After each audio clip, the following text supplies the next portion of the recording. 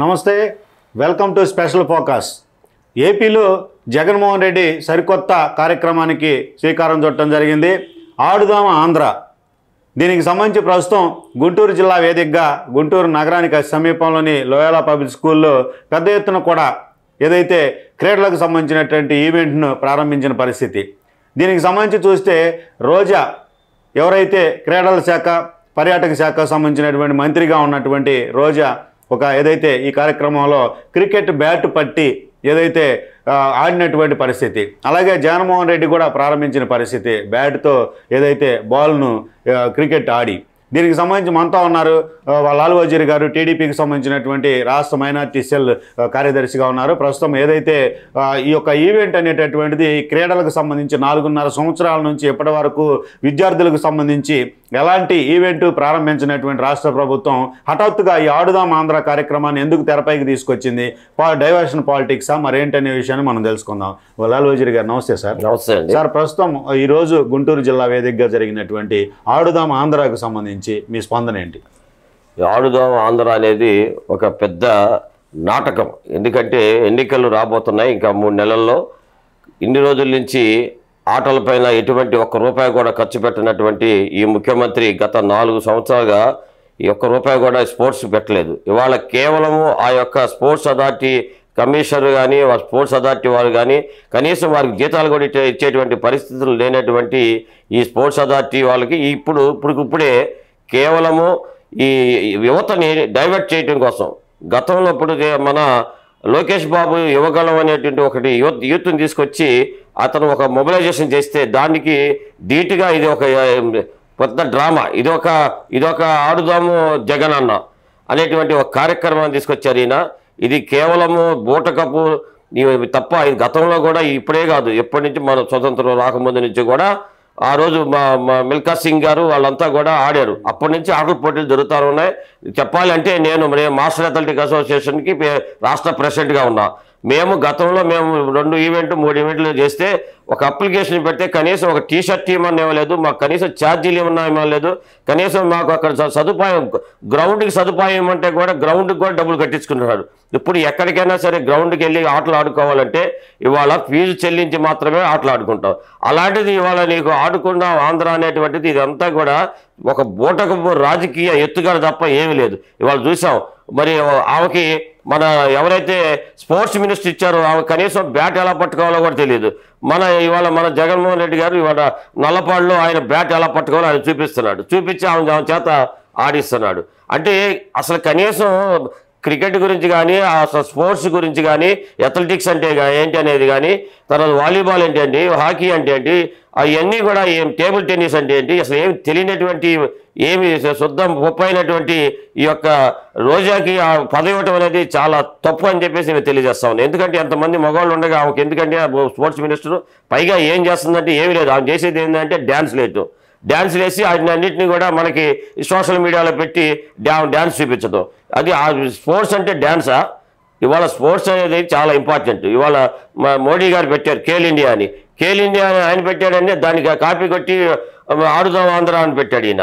ఆడుదాం ఆంధ్ర అనేది కేవలం ఈ యొక్క రాజకీయ ఎత్తుగడ తప్ప ఏ స్పోర్ట్స్ వాళ్ళకి ఎవరికి కూడా పనికిరాదు. గతంలో కూడా మేము చదువుకునేటప్పుడు కూడా మరి ప్రతి స్కూల్లో రెండు పీరియడ్ నుంచి ఒక పీరియడ్ ప్రతి ఒక్కళ్ళకి మరి 6th క్లాస్ నుంచి 10th క్లాస్ వరకు కూడా వాళ్ళందరికీ కూడా డ్రిల్ క్లాస్ అనేది తప్పకుండా ఉండేది. ఇవాళ చూస్తున్నాం ఈ యొక్క మరి ఆయన పెట్టినట్టు ఇంగ్లీష్ మీడియం స్కూల్లో ఎక్కడ కూడా డ్రిల్ క్లాసులు లేవు. ఇవాళ పీడీలు లేరు. అసలు పీడీ అనేవాళ్ళు ఏమి పనిచేసే పరిస్థితి లేదు.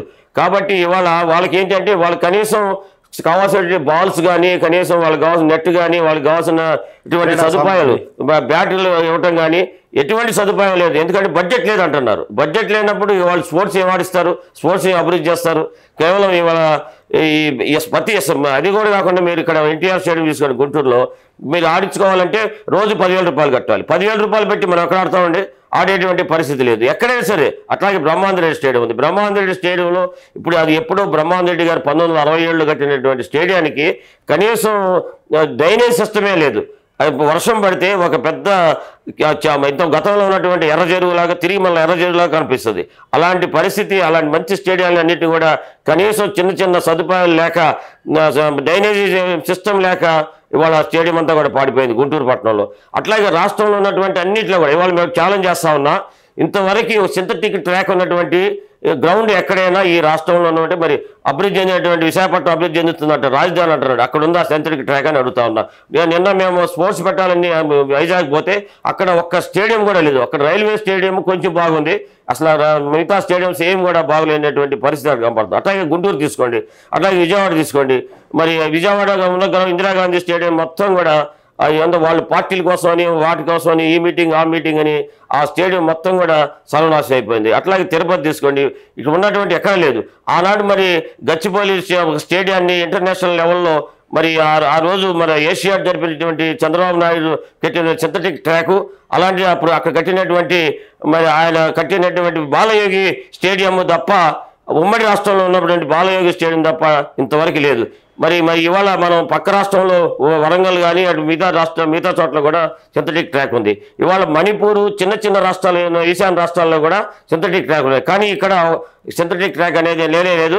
అసలు స్పోర్ట్స్కి ఎటువంటి ₹1 కూడా బడ్జెట్ అలాట్ చేయకపోతే స్పోర్ట్స్ ఎలా తీసుకెళ్తారు, స్పోర్ట్స్ పిల్లలు ఎలా తీసుకెళ్లే పరిస్థితి. ఇవాళ మేము వెళ్ళాలంటే ఎక్కడికన్నా వెళ్ళాలంటే ఇటువంటి TA ఇచ్చేవాళ్ళు, తర్వాత ట్రైన్స్లో కానీ బస్సుల్లో కానీ మరి ఒక టికెట్ కూడా 50% ఇచ్చేవాళ్ళు. అట్లాంటిది వాళ్ళ ఎటువంటివి ఏమీ లేదు. ఎవరు డబ్బులు పెట్టుకొని వాళ్ళు వెళ్ళి ఆడుకొని రావాలి. అటువంటి పరిస్థితుల్లో ఇవాళ ఆయన ఒక నల్లపాడు లైలా కాలేజీలో బ్యాట్ పట్టుకొని అంటే అన్నంత మాత్రాన ఆడుదాం ఆంధ్ర అవదని చెప్పేసి ప్రజలందరూ అంటా ఉన్నాం. ఇవాళ మేము స్పోర్ట్స్ వాళ్ళందరూ కూడా మా అసోసియేషన్ అన్ని కూడా ఖండిస్తూ ఉన్నాయి.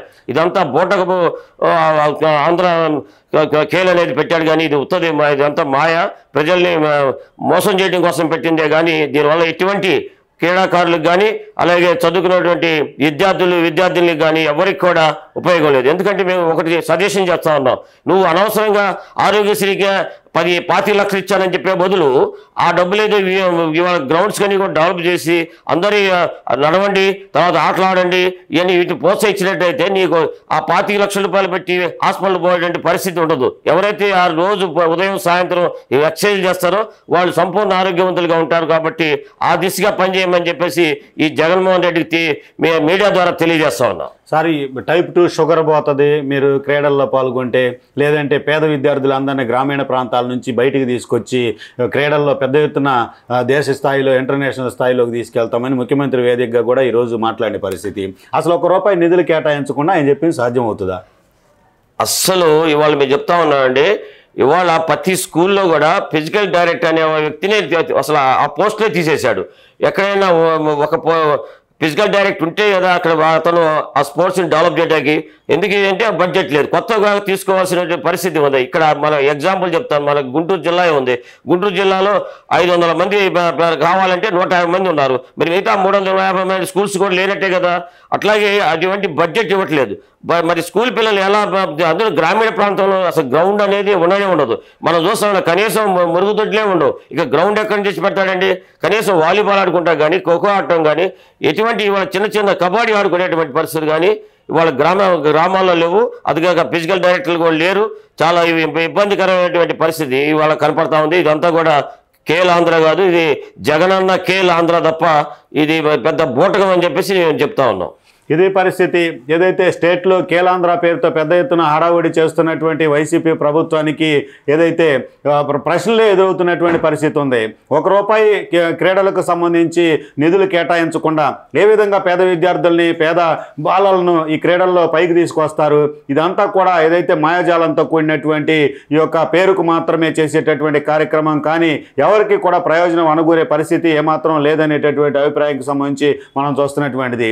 ఎక్కడైనా రాష్ట్ర ప్రభుత్వం జగన్మోహన్ రెడ్డి నిధులు ఇచ్చి ఏదైతే వసతులు సౌకర్యాలు కల్పించి గ్రామీణ ప్రాంతాల్లో ఉన్నటువంటి ప్రతి స్కూల్లోనూ ప్లే గ్రౌండ్ ఉంటే గనక, ప్రతి స్కూల్లోనూ ఫిజికల్ ఎడ్యుకేషన్ సంబంధించినటువంటి ఒక ట్రైనర్ ఉంటే గనక అప్పుడే ఈ యొక్క కేలాంధ్రకి ఏదైతే సార్థకమయ్యే పరిస్థితి ఉంటుంది. కానీ కేలాంధ్ర అనేటటువంటిది ఏడాదికి ఒకసారి ఏదో ఈ విధమైనటువంటి మొక్కుబడి క్రీడలు పెట్టడం వలన ముఖ్యమంత్రికి అలాగే క్రీడల మంత్రికి పేరు తెచ్చేటటువంటి పరిస్థితే కానీ ఇది ఎవరికి కూడా ప్రయోజనం అనుకూరే పరిస్థితి మాత్రం లేదనేటటువంటిది స్టాటిస్టిక్స్ స్టాటిస్టిక్స్తో సహా స్టేట్లో ఏ గ్రౌండ్ బాగాలేదు అనేటటువంటిది కూడా లాల్ వజీర్ గారు స్పష్టంగా చెబుతున్నారు. ఆయన క్రీడల్లో అనుభవం ఉన్నటువంటి వ్యక్తి, ఏదైతే అసోసియేషన్లకు ఏదైతే నాయకత్వం వహిస్తున్నటువంటి పరిస్థితుల్లో కూడా ఈ యొక్క అభిప్రాయాన్ని తెలియజేస్తున్నటువంటి పరిస్థితి ఉంది. ఇకనైనా రాష్ట్ర ప్రభుత్వం తీరు మార్చుకోవాల్సిన అవసరం ఎంతైనా ఉందనేటటువంటిది ప్రస్తుతం ఏదైతే పెద్ద ఎత్తున వినిపిస్తున్నటువంటి నినాదం. ఇది ఈరోజు టాపిక్. మరో టాపిక్తో మళ్ళీ కలుద్దాం. నమస్తే.